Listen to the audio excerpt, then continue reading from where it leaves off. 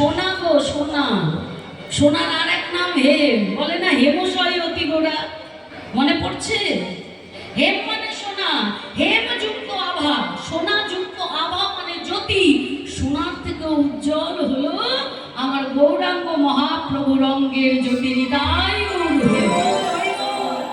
এবার 3 নম্বর বলছে মহাপ্রভু আমাদের কি দিলেন?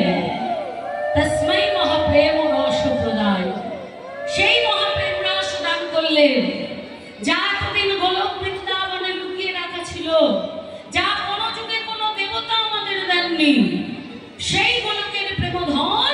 তাই মহাপ্রভু আমার এই কলি যুগে যেচে সেধে হরি নাম সংকীর্তন রূপে কলিহত জীবের দ্বারে দ্বারে বিতরণ করলেন কলির জীবকে উদ্ধার করার জন্য। নরোত্তম দাস ঠাকুর কলম দিলেন গোলকের প্রেমধন, তা হলো এই কলি যুগে হরিনাম সংকীর্তন। তাহলে প্রেমটা কি?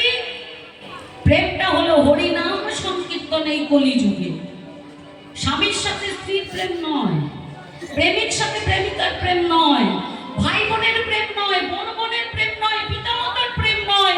প্রেম হলো একটাই বস্তু, আর সেটা হলো মহামন্ত্র হরিনাম।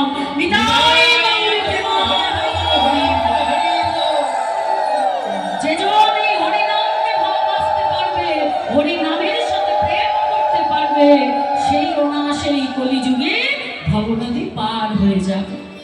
সবশেষে বলছে চৈতন্য চন্দ্রায় নমো নমস্তে। চন্দ্র মানে চাঁদ। পূর্ণিমার রাতে আকাশে যখন জল জলে চাঁদ ওঠে তখন কি হয় মা? রাতের অন্ধকার দূর হয়ে যায়।